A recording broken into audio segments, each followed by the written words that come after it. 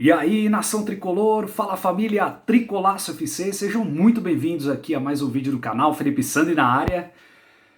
Uh, eu, eu acho que vocês devem estar tendo a mesma sensação que eu, parece que caiu um elefante das costas, um caminhão bitoneira cai das costas nesse momento. São Paulo acabou agora, alguns instantes atrás, Internacional 0, São Paulo 2, em pleno Beira-Rio. O São Paulo finalmente vence no Campeonato Brasileiro, 10ª rodada, e o jogo que talvez, e eu torço muito para que seja, o jogo da virada de chave do São Paulo na competição nacional. É um jogo completamente diferente das 9 partidas anteriores que o São Paulo fez no Brasileirão 2021, um jogo daqueles que a gente ficou acostumado a ver do Hernan Crespo, principalmente no Campeonato Paulista. Um jogo onde o São Paulo dominou todas as ações, onde o São Paulo foi plenamente superior que a equipe do Inter em todos os aspectos, de concentração, de técnica, de estratégia, de plano tático, em todos. Até fisicamente, e já vou falar dessa questão física, mas, gente, claro, ainda falta muita coisa, né? O São Paulo mesmo se colocou nessa situação e ele mesmo que vai ter que sair dessa situação. E não é com uma vitória somente que vai resolver.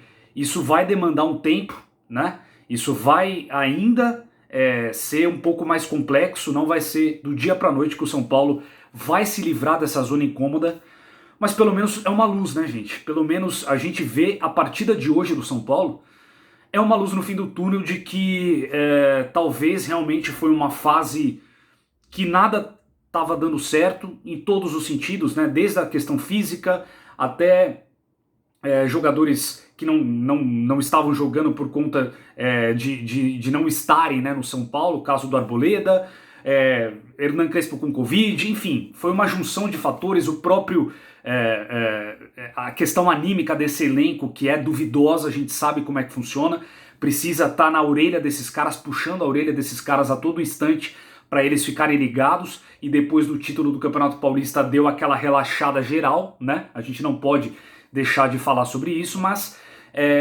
eu acho que a gente respira, principalmente pelo fato de vencer fora de casa, né? O São Paulo precisaria somar pontos fora de casa depois de ter perdido pontos dentro de casa com o Chapecoense e com o Cuiabá, né? Os dois empates que foram muito ruins para o São Paulo. Então, gente, nesse momento o São Paulo é 16º colocado, o São Paulo sai da zona de rebaixamento. É bem verdade que o Cuiabá tem jogo a se fazer, é bem verdade que o Grêmio tem jogo a se fazer, mas eles estão enterrados lá na zona do rebaixamento. E o São Paulo coloca pelo menos a cabeça para fora, digamos assim, e começa a respirar, né, e vislumbrar coisas melhores a partir daí.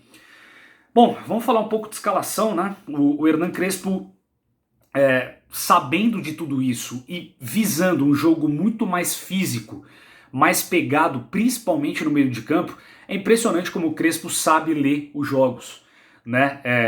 Quando ele faz alguma coisa errada, que foi no caso contra o Santos, que ele inventou uma marcação individual e deu no que deu, né? O desastre tático do São Paulo naquele jogo. Hoje ele fez uma leitura, no meu modo de entender, completamente perfeita para o jogo. Um jogo complicado, o Inter é um jogo duro de se jogar lá no Beira-Rio, um gramado também difícil de se jogar, e o Inter viria também pressionado por conta dos jogos que não vence lá no Beira-Rio, e eu acho que ele escalou o melhor São Paulo que ele poderia escalar nessa situação, principalmente pensando nessa questão física, porque muita gente torceu o nariz, né? Por que ele não começou com o Benítez e tudo mais? Gente, o Benítez tem essa questão de lesão, não adianta, o Benítez vai ser fracionado, ele vai jogar 1, 2 jogos e vai ficar o outro sem jogar. Vai ser assim, não tem como não ser assim. Ainda mais nessa maratona do São Paulo. E o São Paulo já comprou o Benítez sabendo dessa situação de questão de lesão, né? E a comissão técnica, principalmente o Alejandro Corran, que é o preparador físico aí do São Paulo, da comissão técnica argentina, já trabalhou com o Benítez. Então eles sabem muito bem o que fazer e dosar o Benítez. Eu entendi ele entrar com o Igor Gomes, que seria um jogo mais puxado, de correria de meio campo, mais truncado, e o Igor Gomes estava mais descansado, né? Não vinha sendo tão aproveitado assim nos últimos jogos. Então eu entendi perfeitamente essa escalação. E também a entrada do Nestor, que de certa forma também combate mais que o Lisieiro, eu acho, né? E o São Paulo entrou como, né? Entrou com Volpi no gol, Bruno Alves, que fez uma partidaça, infelizmente saiu ali também, talvez com uma torção no tornozelo. É impressionante a áurea que tá no São Paulo em termos de lesão. Meu Deus do céu, alguma coisa precisa ser feita nesse departamento médico, alguma coisa precisa ser feita na fisioterapia do São Paulo, algo precisa ser modificado, porque não é normal isso acontecer, né? Mas o Bruno Alves saiu ali por uma questão de lesão ali, acho que foi um impacto na queda do jogador do Inter, mas fez uma grande partida.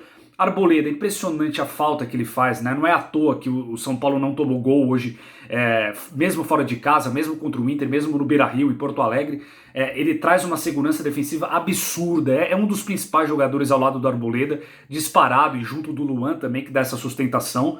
Fez uma grande partida o Arboleda. Léo jogou muito bem também pelo lado, conseguiu, né, frear as investidas do Inter ali pelo lado direito do Inter, né?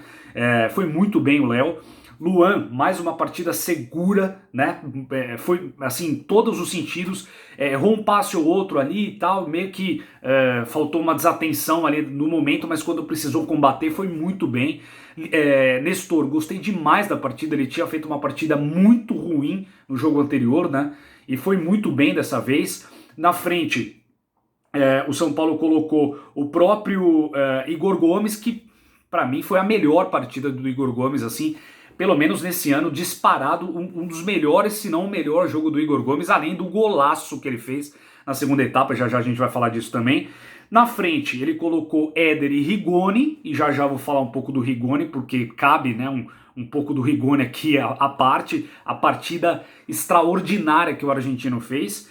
Aí Daniel Alves, o batuqueiro pela direita, aquele joguinho dele mequetrefe, no meu ponto de vista, sempre aquele joguinho inócuo do Daniel Alves, pelo menos não comprometeu dessa vez. E o Wellington, do lado esquerdo, a mesma coisa. O Reinaldo vinha de muitos jogos em sequência e precisava ter um combate mais forte ali. O Wellington faz isso também. Além de ser, né, ter pulmão de correr e tudo mais, gostei demais do Wellington, foi muito bem no meu modo de entender também o Wellington hoje. E aí, gente, o São Paulo começou ditando o ritmo. O São Paulo começou ligadíssimo na partida, indo para cima, e logo ao primeiro minuto, 2 minutos, o São Paulo já faz o gol com o Rigoni, um golaço de placa do Rigoni, né? Ele pega a bola, ele é lançado, ele consegue driblar o goleiro, e aí quando todo mundo achava que ele ia cruzar, ele bate no ângulo ali, bem na diagonal, golaço. Ele tem muita facilidade de bater na bola, né? É um grande finalizador, o Rigoni. E fez 1-0 para o São Paulo. E o São Paulo começou a ficar mais tranquilo ainda a partir disso, principalmente nessa linha que o Inter fazia, uma linha de marcação ali, que o São Paulo penetrava ali nas costas dos zagueiros do Inter, né, uma linha completamente ingênua ali da equipe do Internacional, e o São Paulo começou a se aproveitar disso, muitas bolas nas costas, na correria, na infiltração de Éder, de Rigoni, na infiltração do próprio Igor Gomes, e o São Paulo foi criando chance. O São Paulo chegou a fazer o segundo gol, né, com o próprio Rigoni, outro golaço. Ele pega um de primeira, assim, ele deixa a bola quicando, pega de primeiro, sem pulo ali, faz um golaço. Só que aí o VAR do Brasil é inadmissível, né? É inacreditável, é vergonhoso, é nojento, é criminoso esse VAR, essa arbitragem do Brasil. Mais uma vez prejudica o São Paulo, graças a Deus que não precisou desse gol, né? Mas a linha que eles fazem ali para delimitar o impedimento é risível, cara. Chega a dar dor de estômago, de tanta raiva de você ver que claramente o cara prejudica, porque isso não é ruindade, isso é má fé. No meu modo de entender, é má fé. Os caras que trabalham no VAR, eles decidem quando eles acham que é gol ou não. A linha que ele faz, pelo menos uma imagem que eu vi nas redes sociais, a linha que ele delimita ali para colocar, tinha um passo, um pé ainda para frente para o Rigoni. Tinha condição completamente legal pro Rigoni fazer gol. E eles dão impedimento. É nojento. É nojenta a arbitragem brasileira. Mas apesar desses criminosos, desses bandidos que apitam jogos aqui no futebol brasileiro, o São Paulo não sentiu falta desse gol. E o São Paulo continuou martelando. É bem verdade que no primeiro tempo o Inter teve 2 oportunidades muito claras de gol, que o Volpi salvou o São Paulo, né? E aí no segundo tempo, o São Paulo ainda terminou a primeira etapa com o controle do jogo, né? Porque no meio de campo o São Paulo estava muito bem, com o Igor Gomes fazendo um grande jogo, com o Luan combatendo quando precisava e também o Rodrigo Nestor fazendo as vezes de marcação e também ajudando na saída de bola do São Paulo. No segundo tempo, o Rigoni sentiu, infelizmente, mais uma vez, eu não consigo entender, gente. São Paulo perde um titular por rodada. Aí fica difícil. Não adianta você ter um elenco numeroso, porque você vai perder. Com esse departamento médico ultrapassado do São Paulo, e com essa fisioterapia do São Paulo, que eu tô vendo que alguma coisa, alguma carga tá errada, não adianta você ter um número de 30 jogadores titulares que você vai perder um por rodada. Não tem como, alguma coisa precisa ser feita. E o Rigoni é um daqueles que não entrou nesse pacote aí de Paulistão de jogar a cada 2 dias. Ele estava na reserva do Elche, né, do time espanhol. Ou seja, alguma coisa está errada lá na preparação física do São Paulo, porque ele sente uma fisgada na coxa e aí nem volta para o segundo tempo. A mesma coisa o Éder sentiu algum cansaço, acho que não foi lesão muscular, sentiu algum cansaço, correu bastante, se movimentou, não foi tão bem, no meu modo de entender, mas pelo menos contribuiu ali para alguns lances do São Paulo de ataque, de construção coletiva, e aí no segundo tempo volta com o Vitor Bueno e o próprio Rojas no lugar dos dois. E no meu modo de entender, por incrível que pareça, quando entra o Vitor Bueno, eu já olhei e falei, cara, fudeu, o Inter vai acabar empatando, Vitor Bueno no ataque, não tem condição nenhuma, mas para minha surpresa o Vitor Bueno conseguiu fazer alguns lances importantes, conduziu bem a bola, ajudou na marcação, fez pivô em alguns momentos ali da partida. É bem verdade que perdeu 2 gols claríssimos na cara do gol, né, senhor Vitor Bueno? Mas é o padrão Vitor Bueno, pelo menos de novo não comprometeu, ajudou um pouco o time ali na frente. Rojas deu alguma vazão de algumas corridas de bola ali, que ele deu pelas laterais, e algumas outras modificações, né, que por cansaço saiu o Igor Gomes, entrou o Thales Costa e o Crespo foi fazendo as modificações. Mas, gente, e no segundo tempo não tem como não falar, né? Aos 8 minutos do segundo tempo, o golaço do Igor Gomes. Um golaço, um sem pulo, né? Um voleio lindíssimo. E ali o São Paulo ficou mais tranquilo ainda. E a partir daquele momento, até o fim da partida, dificilmente o Inter causou algum perigo para o São Paulo. Acho que o São Paulo foi muito bem nesse sentido.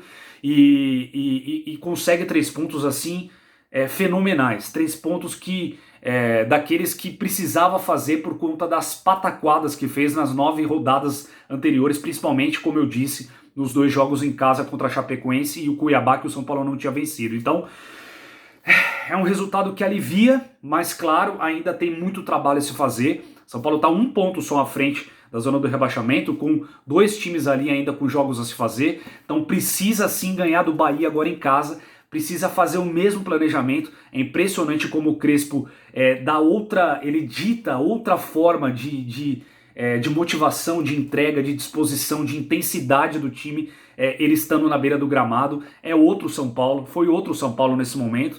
Acho que a mobilização da diretoria, né, e tudo mais acarretou para isso também. Eu acho que é assim que tem que ser, gente. O São Paulo tem que jogar, encarar como uma guerra. Cada jogo é uma decisão de Copa do Mundo para o São Paulo sair dessa zona incômoda que ele mesmo se colocou, né? E aí, pra gente encerrar o vídeo, só uma curiosidade, o Pablo não entrou, hein? O Pablo tem 6 jogos pela lei, pelas regras. Se ele fizer o 7º, ele não pode se transferir para outro time do futebol brasileiro. E o Inter está sondando o Pablo. Tudo indica que o Pablo pode sim ser emprestado por uma temporada para o Internacional. Então ele não entrou em campo, pode ser que a gente tenha novidades aí nos próximos dias com a saída do Pablo indo para o Internacional, tá bom? Deixa aqui os comentários de vocês, quero muito saber a opinião de todos. Eu tô aliviado, é claro, mas pé no chão, a gente precisa de seriedade, desse mesmo comportamento, dessa entrega, dessa disposição, dessa intensidade que eu vi hoje. Hoje eu gostei muito do que eu vi. Eu espero que contra o Bahia, sábado, né, no Morumbi, pela 11ª rodada, o São Paulo faça o mesmo jogo e a gente consiga essa vitória também para dar mais tranquilidade ainda o São Paulo ir subindo na tabela, tá bom? Grande abraço para todo mundo, vamos São Paulo!